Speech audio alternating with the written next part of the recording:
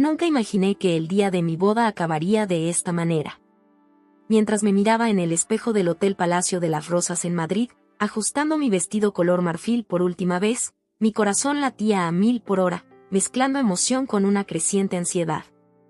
La mañana primaveral había comenzado de forma perfecta, la suave luz del sol se filtraba a través de las amplias ventanas. El dulce aroma de peonías y rosas del jardín llenaba el camerino nupcial, y mi mejor amiga, Sara, se ocupaba de cada detalle de mi apariencia. «Tu maquillaje es impecable, Emma», me aseguraba Sara, aunque apenas la oía. Mis ojos se perdían en el móvil, esperando un mensaje que, en el fondo, sabía que no llegaría. Mis padres aún no habían aparecido, y la ceremonia estaba programada para comenzar en menos de 2 horas. La preparación había sido un proyecto de meses. Había pasado incontables veladas junto a mi prometido, Jaime, planificando cada detalle.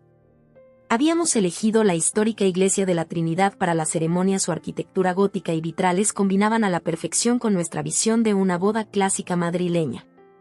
La recepción se celebraría en la Biblioteca Pública de Madrid, un lugar que unía nuestro amor por la literatura con la elegancia que deseábamos para la fiesta.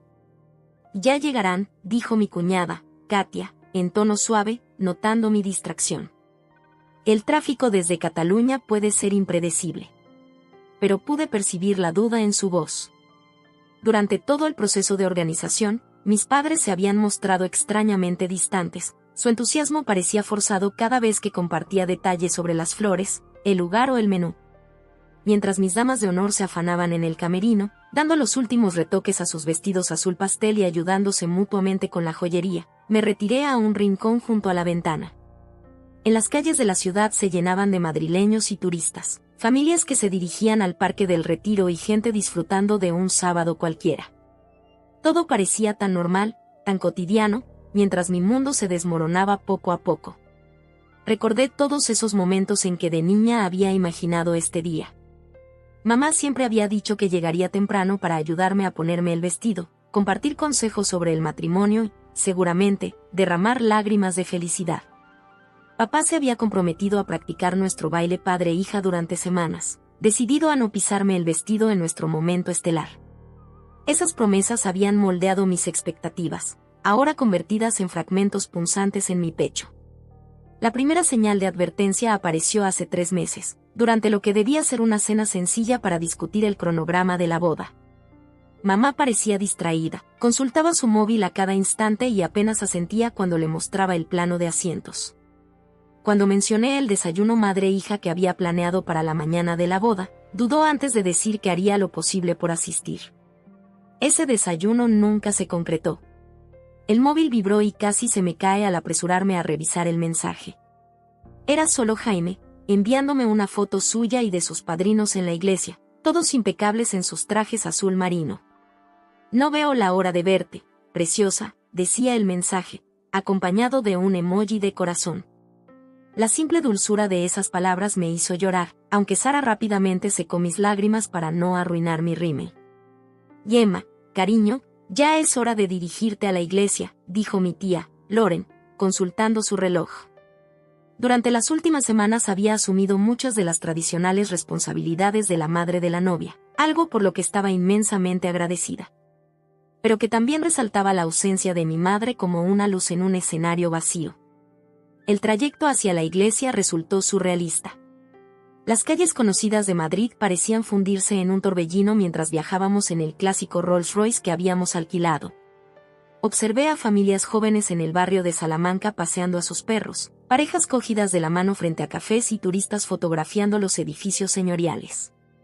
Aquellas actividades de un sábado normal parecían escenas de otro mundo, un mundo donde las hijas no esperaban en vano a sus padres en el día de su boda. Al llegar a la iglesia de la Trinidad, mi corazón se hundió. La multitud de invitados que se apiñaba afuera era considerable, pero no vi entre ellos a mis padres. Sara apretó mi mano mientras me ayudaba a bajar del coche, cuidando que mi vestido no rozara el suelo. Las enormes puertas de la iglesia se abrían de par en par, dando la bienvenida a todos, excepto a las 2 personas que más necesitaba. Dentro de la sala de preparación, traté de concentrarme en lo positivo. El cuarteto de cuerda tocaba maravillosamente, su melodía flotaba entre las antiguas paredes de piedra. Las flores estaban arregladas a la perfección, creando un efecto de jardín encantado que transformaba el espacio histórico. Mi compañera de piso de la universidad, Emma, incluso había logrado incorporar el broche vintage de mi abuela en mi ramo, tal como habíamos planeado. Pero a medida que pasaban los minutos y los invitados tomaban asiento, la realidad se hacía ineludible. Mi tío Roberto, hermano de papá, apareció en la puerta con una expresión de dolor. Y Emma, querida, comenzó, y supe de inmediato, no vendrán. La verdad me golpeó con fuerza, dejándome agradecida por la robusta silla de madera en la que me apoyaba. La ceremonia debía comenzar en 15 minutos. A través de la puerta se oían murmullos crecientes de los invitados, alguna risa ocasional, el susurro de los programas al ser repartidos. Toda aquella gente había venido a celebrarlo conmigo, y sin embargo, los 2 asientos vacíos en la primera fila ensombrecían todo lo demás. «¿Puedo acompañarte por el pasillo?», ofreció el tío Roberto, con su rostro bondadoso y lleno de preocupación. «¿O podemos esperar un poco más?». Pero sabía que esperar no cambiaría nada. Mis padres habían tomado su decisión, y ahora yo debía tomar la mía. Me puse de pie, alicé mi vestido y respiré hondo. La mujer que se reflejaba en el espejo de cuerpo entero me devolvía la mirada con determinación, a pesar de la punzada de tristeza en sus labios. Pensé en Jaime, esperándome en el altar, en todos nuestros amigos y familiares que habían viajado para estar aquí, en la vida que estábamos a punto de comenzar juntos. «Estoy lista», dije, y lo decía en serio. El cuarteto inició la música procesional, el canon en re de Pachelbel, tal como siempre lo había soñado, y mis damas de honor se alinearon. Con sus ramos de flores blancas y azul pastel combinando a la perfección con la elegante decoración de la iglesia. Tomando el brazo del tío Roberto, me dispuse a recorrer el pasillo y, mientras lo hacía, una extraña mezcla de emociones me invadió. Había el nerviosismo y la emoción por casarme con Jaime, pero también una profunda sensación de decepción y traición que sabía tardaría en asimilar. Los invitados se pusieron de pie al iniciarse la marcha nupcial, y pude divisar rostros familiares que se volvían hacia mí con amor y apoyo. La imagen de Jaime en el altar, iluminándose de alegría al verme, se convirtió en mi ancla. Su presencia serena me recordaba que, aunque algunas promesas se habían roto ese día, la más importante estaba a punto de realizarse. Mientras caminaba hacia él, paso a paso medido, opté por centrarme en el futuro que construiríamos en lugar de en la dolorosa ausencia del pasado. La ceremonia fue hermosa, llena de momentos genuinos de felicidad que lograron disipar la sombra de la ausencia de mis padres. Cuando la voz de Jaime tembló ligeramente al recitar sus votos, cuando su pequeña sobrina esparcía pétalos de rosa con una concentración casi solemne, cuando nuestros amigos vitoreaban al pronunciarnos marido y mujer. Esos fueron los recuerdos que quise conservar. Sin embargo, al salir juntos del pasillo como recién casados, no pude evitar fijarme en los asientos vacíos de la primera fila, que se erigían como silenciosos testigos de otra clase de voto incumplido. Uno que eventualmente habría de ser confrontado. Pero por el momento, rodeada del amor de mi nuevo esposo y de aquellos amigos y familiares que habían decidido estar presentes, mantuve la cabeza en alto y sonreí, decidida a no permitir que la ausencia definiera la esencia de ese día tan trascendental. Fue durante la luna de miel en la Costa Brava, 3 días después de la boda, cuando la verdad salió a la luz. Jaime y yo desayunábamos en la terraza de la casa rural que habíamos alquilado, disfrutando de la brisa marina y observando las gaviotas zambullirse en las olas, cuando mi móvil se iluminó con un mensaje de texto de mi prima Raquel. «Emma, no sé si deba contarte esto», comenzaba el mensaje, haciendo que mi estómago se hundiera. Debí haber hecho algún ruido porque Jaime levantó la vista, preocupado. La siguiente parte del mensaje llegó rápidamente, pero vi las fotos de la fiesta de cóctel de Lía en Facebook. La del sábado. Tus padres estaban allí. Mi compañera de piso en la universidad, Carla, llamó desde Barcelona, sollozando cuando le conté la historia completa. Mi colega Marcos, que había asistido a la boda con su esposa, envió un emotivo correo explicando su propia historia familiar complicada y cómo había aprendido a poner límites.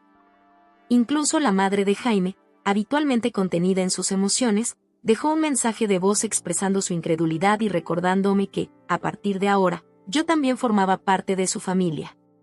Lía, por su parte, se mantenía notoriamente en silencio.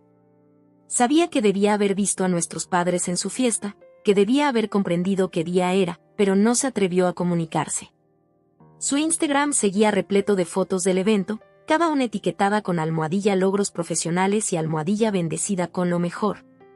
Como si la elección de nuestros padres de asistir a su fiesta en lugar de a mi boda fuera simplemente otra victoria en su continua competencia por su atención. Una tarde, aproximadamente una semana después de descubrir la verdad, me encontré sentada en la playa al atardecer, repasando viejos correos familiares en mi móvil. Descubrí un patrón que nunca antes había notado, como mis padres siempre lograban asistir a los eventos de Lía, sin importar lo improvisado o trivial que fueran, mientras encontraban excusas para perderse los míos.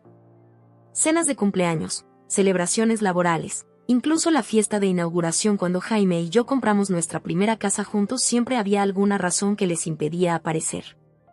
¿Qué he sido tan ciega?, le confesé a Jaime aquella noche mientras nos recostábamos en la cama, escuchando el sonido de las olas a través de las ventanas abiertas de la casa rural.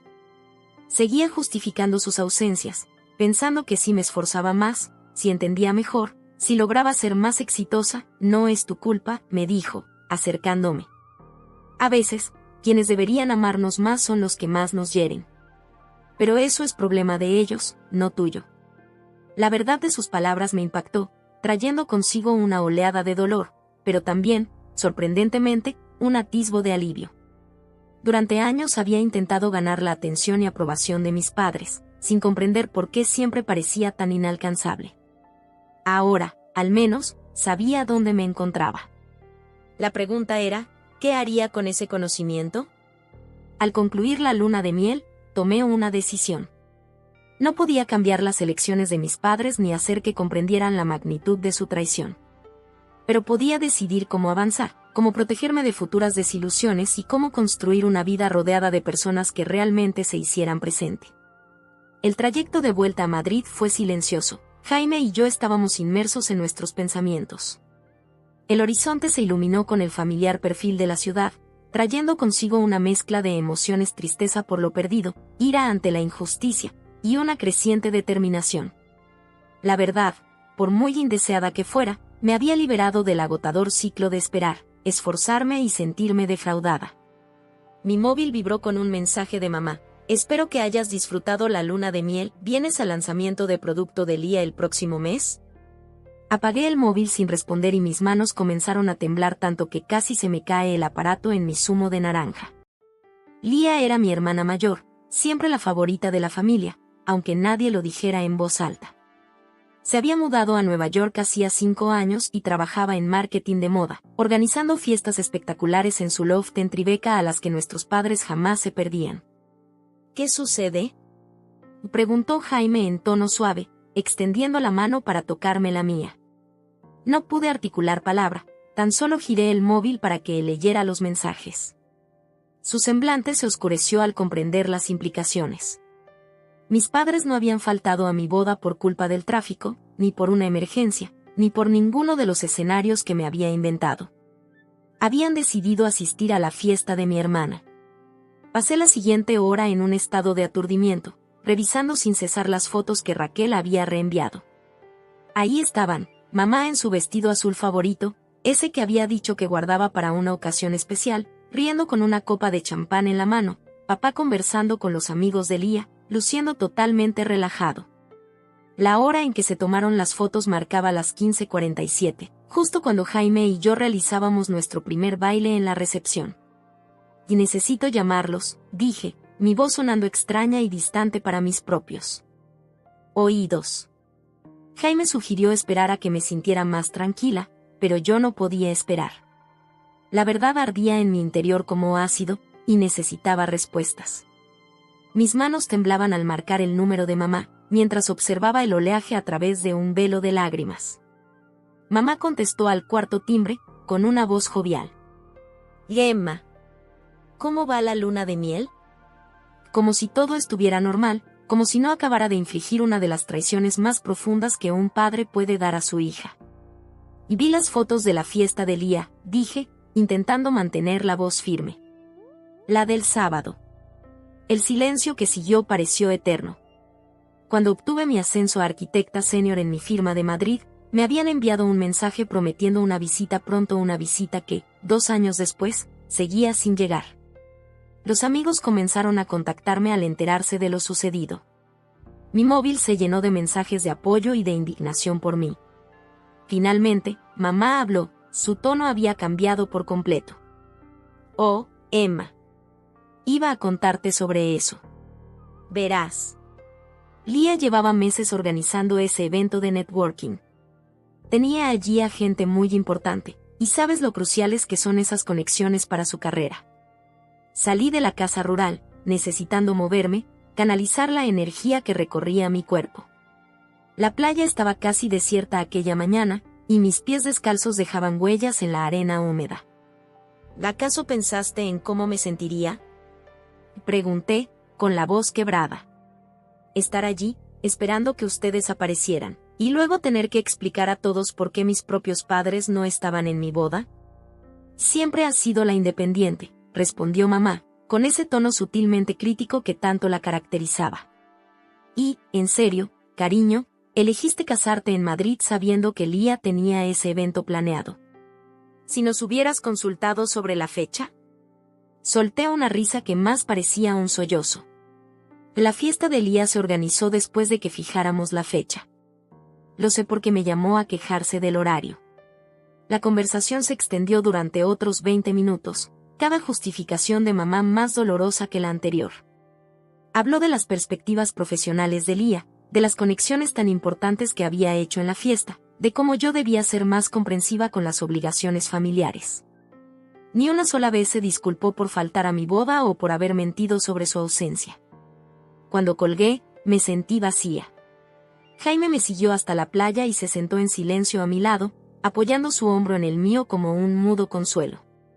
Observamos las olas durante un largo rato, el sonido rítmico del agua sobre la arena resultaba reconfortante, a la vez que acentuaba el caos de mis pensamientos. Papá envió un mensaje, comentó Jaime finalmente, mostrándome su móvil. El mensaje era breve: espero que entiendas nuestra posición. Las decisiones familiares son complicadas. Sigamos adelante. Sin disculpas, sin reconocer el daño causado, solo la expectativa de que yo aceptara su elección y siguiera con mi vida. Los días siguientes de la luna de miel se convirtieron en un torbellino de asimilación de esta nueva realidad. Intentamos disfrutar del bello paisaje costero, dar largas caminatas por la playa y cenar en pintorescos restaurantes locales, pero la verdad de la traición de mis padres teñía cada instante. Me encontré analizando cada interacción familiar de los últimos años, viendo patrones que antes había ignorado o justificado. Recuerdo cuando Leah se graduó de su programa de MBA y mis padres volaron de inmediato a Barcelona para ayudarla a instalarse en su nuevo piso. 2 semanas después de regresar de la luna de miel, me encontré frente a la casa de estilo colonial de mis padres en Toledo. La puerta roja y los marcos blancos, tan familiares, ahora parecían escenografías de una obra que había interpretado durante años, la hija comprensiva que siempre se justificaba por el comportamiento de sus padres. Pero hoy, el guión estaba a punto de cambiar. Jaime se había ofrecido a acompañarme, pero esto era algo que necesitaba hacer sola. El aire otoñal era fresco y las hojas caídas crujían bajo mis pies mientras recorría el camino que ya había transitado innumerables veces. Mi mano temblaba ligeramente al presionar el timbre, cuyo alegre repique contrastaba con el peso en mi pecho. Mamá abrió la puerta, con sorpresa dibujada en el rostro. «Emma». «No te esperábamos», dijo, vestida con su ropa de jardinería, con manchas de tierra en sus pantalones caqui, luciendo tan normal que casi dudé de mi propósito. «Casi». «Tenemos que hablar», afirmé, con una voz más firme de lo que sentía. «¿Está papá?», asintió, apartándose para dejarme entrar. La casa olía a tarta de manzana, el infalible atajo de mamá para aliviar el estrés. Claramente, había visto mi mensaje y sabía que aquella visita no sería casual. Papá estaba en su rincón habitual del salón, con las gafas apoyadas en el puente de la nariz mientras repasaba su iPad. Al verme, levantó la mirada, con una expresión reservada. «Vaya, esto es una sorpresa», dijo, dejando de lado su dispositivo. «Aunque, supongo, ya lo esperábamos después de tu reacción tan dramática ante la fiesta de Leah». El tono despectivo en su voz cristalizó algo en mí. Permanecí de pie mientras ellos tomaban asiento en sus lugares de costumbre, mamá en su sillón floreado, papá en el reclinable de cuero que habían comprado la pasada Navidad. Las fotos familiares en la repisa del mantel captaron mi atención: la graduación de Lía, su primer desfile de moda, su ceremonia de MBA. Mis propios logros estaban notablemente ausentes. Quiero entender, comencé, forzándome a mirarles a los ojos. Quiero entender cómo pueden elegir faltar a mi boda por una fiesta. No por una emergencia, ni una enfermedad grave, sino por una simple celebración. Y luego mentir al respecto. Mamá se removió incómoda.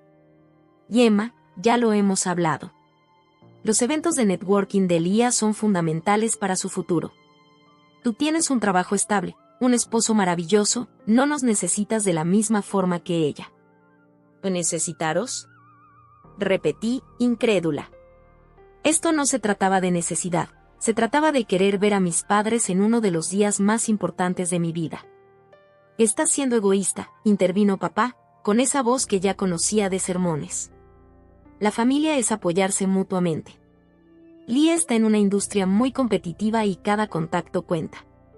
Tu boda fue preciosa, y tenías a otra familia allí. Sentí una risa amarga subir en mí. ¿Egoísta? ¿Soy egoísta por querer a mis padres en mi boda? ¿Acaso se escuchan ustedes? La conversación se disparó. Cada justificación solo revelaba más la dinámica que había pasado desapercibida durante tanto tiempo. Hablaron de la ambición de Lía, de su necesidad de apoyo, de lo importante que era mantener conexiones sociales. Cuando mencioné el patrón de faltar a mis eventos mientras nunca se perdían los de ella, lo desestimaron como llevar la cuenta. ¿Recuerdan cuando faltaron a la inauguración de mi estudio de arquitectura? Pregunté, caminando de un lado a otro, incapaz de quedarme quieta. Dijeron que la abuela estaba enferma, pero luego vi fotos de ustedes en la fiesta de Halloween de Lía esa misma noche. Eso fue distinto, protestó mamá. Lía había invitado a gente muy influyente, siempre es distinto con Lía, ¿no? Detuve mi caminata, mirándoles fijamente. Cada excusa, cada evento perdido, cada promesa rota, siempre hay una razón con ella. ¿Y yo? ¿Qué pasa con mis logros, mis hitos, mis necesidades? Papá se puso de pie, con el rostro enrojecido. Escucha, jovencita. Te hemos apoyado todo este tiempo. Pagamos tu educación, ayudamos con el depósito de tu primer piso. Que no podamos estar en cada pequeño evento no significa que, mi boda no era un pequeño evento, interrumpí, con la voz temblorosa de tanta emoción. Era el día de mi boda. Y eligieron asistir a una fiesta de networking en su lugar. El silencio que siguió fue ensordecedor. Por la ventana se oían risas de niños jugando, un contraste brutal con la tensión de la habitación. Mamá tenía lágrimas en los ojos, pero no sabía si eran de genuino remordimiento o de frustración ante la confrontación. Hicimos una elección, dijo, con voz baja. Quizá no fue la correcta, pero ya no podemos cambiarla. Lía nos necesitaba. ¿Y yo no? Pregunté, sintiéndome de pronto exhausta. ¿O es que siempre vendrá primero lo de Lía? La mirada que intercambiaron lo decía todo: años de favoritismo tácito, comparaciones sutiles y sentimientos desestimados, cristalizados en ese único instante. Con absoluta claridad comprendí que nada de lo que dijera lograría que entendieran la magnitud de su traición. He pasado toda mi vida tratando de entender sus decisiones, les dije, recogiendo mi bolso del suelo. Justificándome por sus ausencias, convencida de que si me esforzaba más, si lograba ser más exitosa o interesante, se presentarían para mí como siempre lo hicieron con ella. Papá intentó hablar, pero levanté la mano. «O no he terminado. Lo que hicieron faltar a mi boda por una fiesta no fue solo una mala elección. Fue un mensaje. Me mostraron exactamente en qué posición me sitúan en sus prioridades, y ahora necesito mostrarles mi lugar». Avanzando hacia la puerta, me detuve a mirarlos una última vez. Mamá lloraba abiertamente ya, y papá parecía más viejo de lo que jamás lo había visto. Parte de mí deseaba retroceder, disculparme y mantener la paz como siempre lo había hecho. Pero no podía. No esta vez. No les pido que me amen más que a Lía, dije suavemente. Ni siquiera pido que admitan que lo que hicieron estuvo mal. Solo quiero que sepan que, de ahora en adelante, priorizaré a quienes realmente me valoren. Si alguna vez quieren volver a formar parte de ese grupo, tendrán que demostrármelo con hechos, no con excusas. El regreso al coche se sintió como caminar bajo el agua, cada paso requería un esfuerzo consciente. Al alejarme, pude verlos en el espejo retrovisor, diminutos, como si el peso de las verdades finalmente pronunciadas los hubiera encogido. Antes de llegar a la autopista, mi móvil comenzó a sonar. El nombre de Lía parpadeaba en la pantalla. Sin duda, la habían llamado enseguida. Lo silencié y puse mi lista de reproducción favorita, dejando que la música me envolviera mientras regresaba a Madrid, a Jaime, a la vida que estaba construyendo con personas que aparecían cuando realmente importaba. La confrontación no transcurrió como había imaginado. No hubo disculpas dramáticas, ni repentinas revelaciones de su parte. Pero al cruzar la frontera hacia Castilla, me sentí más ligera. Expresar mi verdad y defenderme había cambiado algo fundamental. El camino por delante era incierto, pero por primera vez en años, sentí que conducía en la dirección correcta. Las semanas posteriores a mi enfrentamiento con mis padres transcurrieron en un torbellino de rutinas diarias y noches en vela. Octubre en Madrid trajo días más cortos y hojas doradas esparcidas por el Retiro, donde cada vez caminaba más durante mis descansos. La oficina de mi estudio estaba a unas pocas cuadras, y algo en el simple acto de pasear por el aire otoñal me ayudaba a aclarar la mente. Durante una de esas caminatas, finalmente seguí el consejo de la doctora Martínez y comencé a escribir en un diario. Ella lo había sugerido en nuestra primera sesión de terapia, pero al principio lo había descartado como una solución demasiado simple para emociones tan complejas. Ahora, sentada en un banco cerca del estanque, abrí el cuaderno de tapa de cuero que Jaime me había regalado y empecé a escribir. Las palabras llegaron despacio al principio, luego con mayor velocidad, como si se rompiera una presa. Escribí sobre el día de la boda, sobre la sensación de vacío al recorrer el pasillo sin mi padre, sobre años de favoritismo sutil hacia Lía, de constantes comparaciones, de excusas para justificar sus ausencias. Mi letra se volvió desordenada a medida que las emociones se desbordaban, pero seguí escribiendo hasta que mi mano se cansó y la luz de la tarde comenzó a desvanecerse. «Otra vez saltaste el almuerzo», comentó mi colega Tomás al volver a la oficina. «Pero te ves distinta. Más ligera, de alguna manera». Tenía razón. El simple acto de plasmar mis pensamientos en papel había provocado un cambio interno. Esa misma noche, compartí el diario con Jaime mientras cenábamos sobras de comida china en nuestra pequeña cocina. «Creo que he estado cargando las voces de ellos en mi cabeza», explicaba, removiendo un poco el lo mein en mi plato. «Siempre preguntándome si soy lo suficientemente buena, si hago lo necesario, si quizá tengan razón y yo solo estoy siendo egoísta». Jaime extendió su mano y la apretó.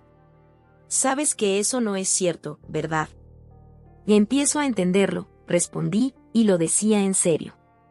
El diario se convirtió en mi compañero constante durante las semanas siguientes. Escribía durante los descansos, en el tren durante mi trayecto, tarde en la noche cuando el sueño se resistía.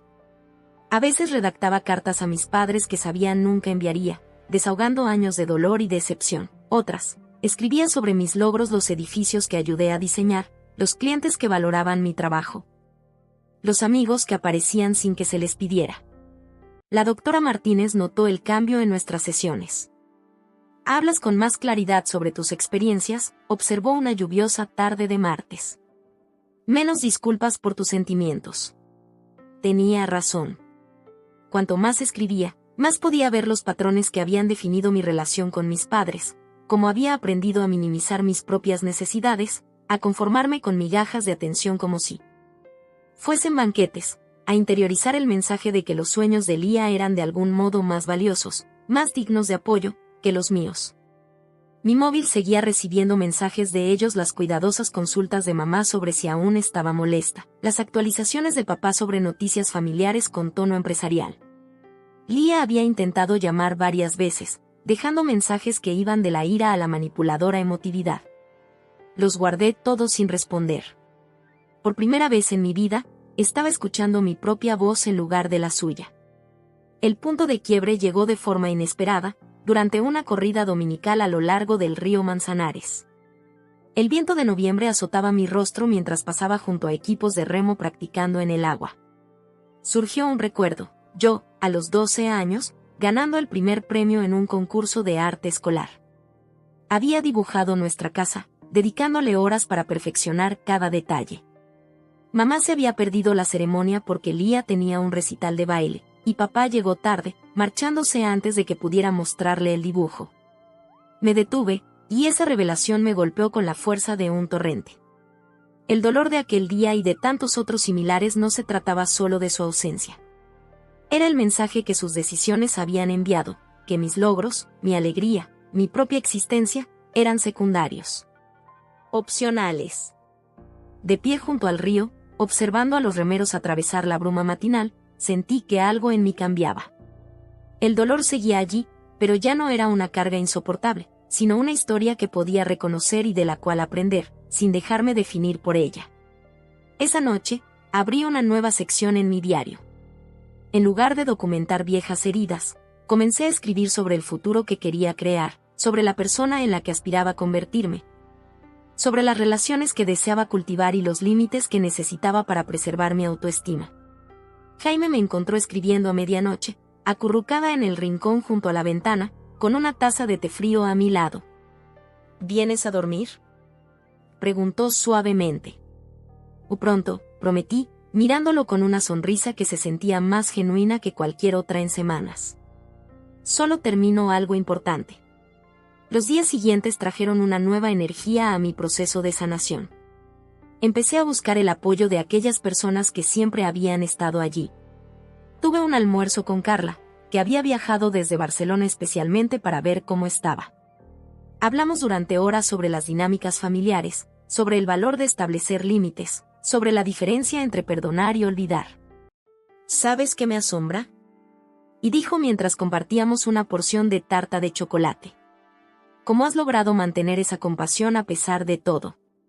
No estás amarga, simplemente, consciente. Sus palabras se quedaron conmigo, haciéndome reflexionar sobre la naturaleza de la curación. No era un proceso lineal, y había días más difíciles que otros. Aún había momentos en que ver a una familia feliz en la calle apretaba mi garganta de dolor, o cuando el comentario casual de un cliente sobre sus padres solidarios me hacía revivir viejos recuerdos. Pero cada vez me resultaba más fácil aceptar esos sentimientos sin dejarme abrumar. La doctora Martínez lo llamó desarrollar resiliencia emocional, pero para mí era, sobre todo, aprender a nadar después de años de apenas mantenerse a flote. Una mañana, mientras revisaba viejas fotos para un proyecto en el trabajo, encontré una imagen mía de niña, sonriendo orgullosa frente a un castillo de arena. No recordaba el día exacto, pero reconocí la alegría en ese pequeño rostro, el entusiasmo genuino que tienen los niños antes de aprender a medir su valía con los ojos de los demás. Pegué la foto en el tablón de anuncios de mi oficina, un recordatorio de quién era antes de intentar ganarme el amor de mis padres. Aquella niña conocía su propio valor de forma instintiva. De algún modo, entre sesiones de terapia, entradas en el diario y momentos de silenciosa introspección, estaba volviendo a conectarme con esa sabiduría. Y el viaje interior, me dijo la doctora Martínez en una de nuestras primeras sesiones, suele ser el camino más difícil de recorrer. Tenía razón, pero lo que no mencionó fue que también podía ser el más liberador. Cada paso lejos de buscar validación externa me acercaba a reconocer mi propia fuerza, mi propio valor, mi capacidad para ser feliz sin depender de la aprobación de mis padres. Cuando noviembre llegó a su fin, hice una última entrada en ese primer diario. Hoy comprendo que el mayor regalo que me dejó la ausencia de mis padres fue la oportunidad de encontrarme a mí misma. A veces, las heridas más profundas nos conducen a la sanación más importante. Con la llegada de diciembre, que pintó Madrid con colores festivos, decidí enfocar la temporada de forma distinta. En lugar de agonizar por obligaciones familiares o intentar organizar la perfecta Navidad familiar que solo existía en mi imaginación, me concentré en crear nuevas tradiciones con aquellas personas que habían demostrado estar realmente presentes en mi vida. El primer paso fue aceptar una invitación que normalmente habría rechazado. Sara, mi amiga más cercana de la universidad, llevaba años invitándome a su clase semanal de cerámica en el Centro de Educación de Adultos de Madrid. Siempre había puesto excusas demasiado ocupada con el trabajo, demasiado cansada, demasiado atada a compromisos familiares. Ahora, al entrar en aquel cálido y fragante estudio de barro en una fría tarde de martes, sentí un cosquilleo de emoción que hacía años no experimentaba. Un aviso, dijo Sara, mientras me guiaba hacia el torno. Tus primeros intentos probablemente se parezcan a algo que haría tu perro.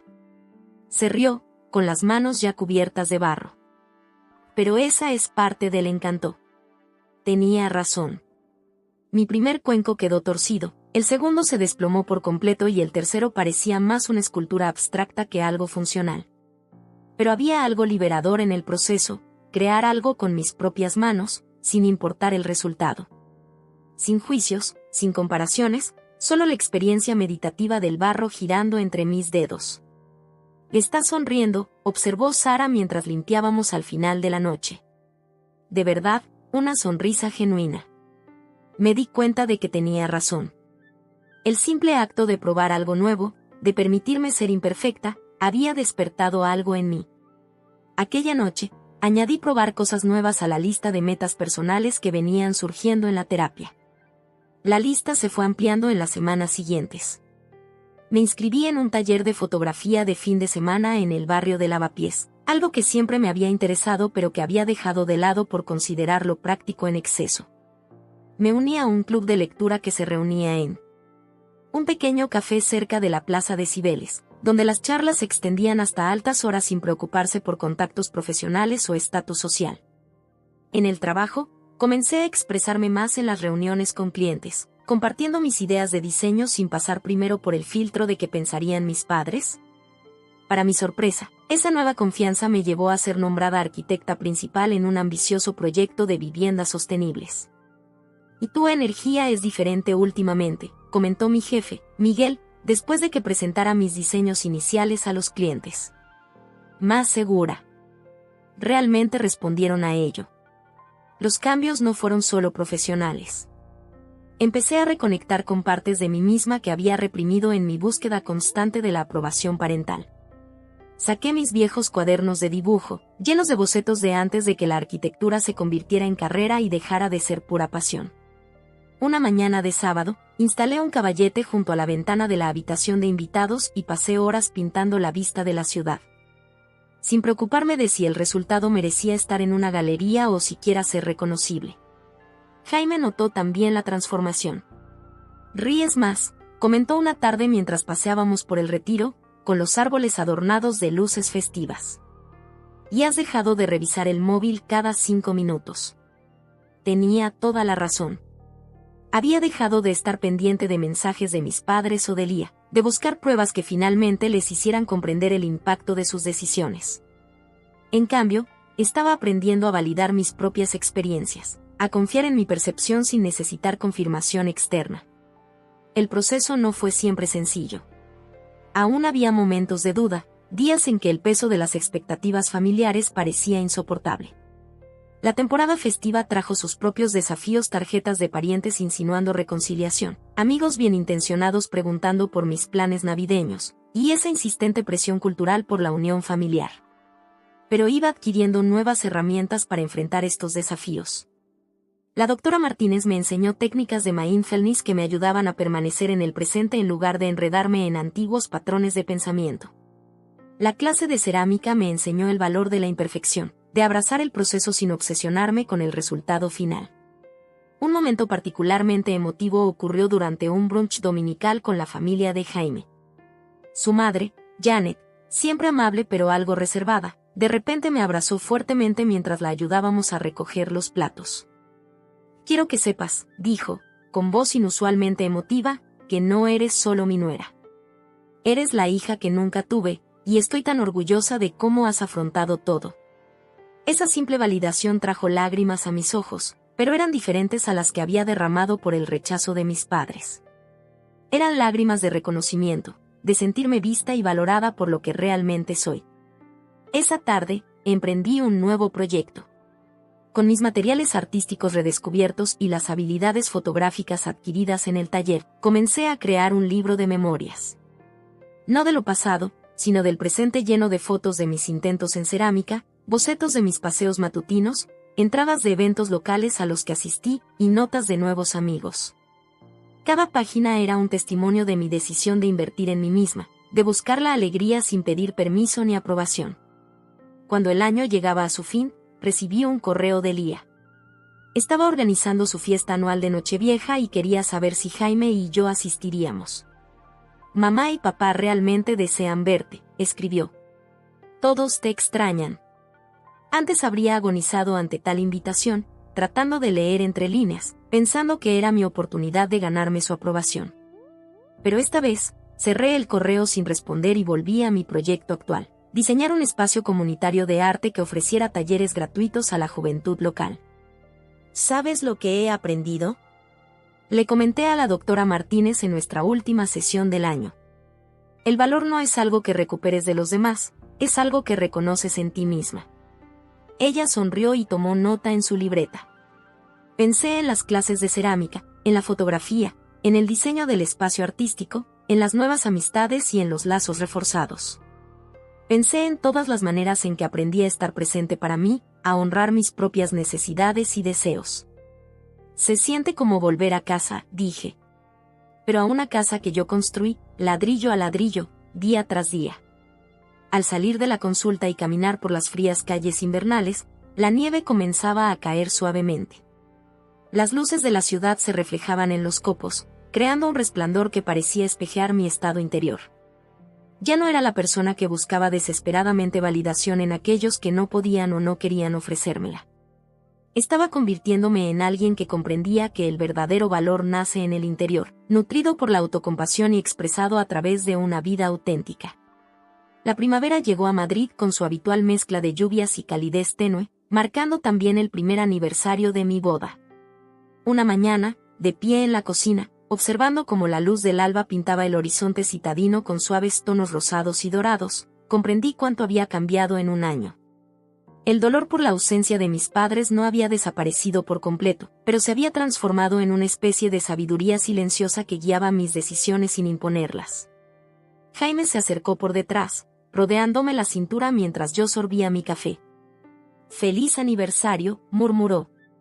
«¿Algún remordimiento?». Me volví a mirarlo, reflexionando sobre la pregunta. Aquel año había sido un viaje que ninguno de los dos había anticipado, lleno de desafíos inimaginables en el día de la boda, pero también de un profundo crecimiento y descubrimiento. En ni uno, respondí, y lo decía en serio. Decidimos celebrar nuestro aniversario de manera distinta a lo que habríamos planeado. En lugar de una cena formal para impresionar a los demás, organizamos una reunión informal en nuestro patio trasero, recientemente renovado.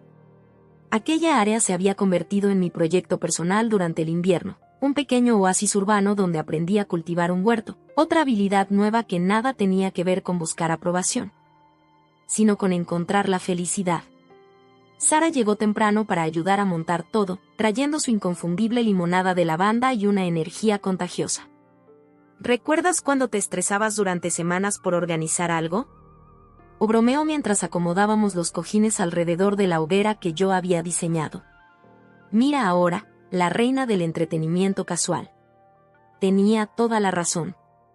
La antigua yo se habría obsesionado con cada detalle, intentando crear un evento digno de los estándares de mis padres.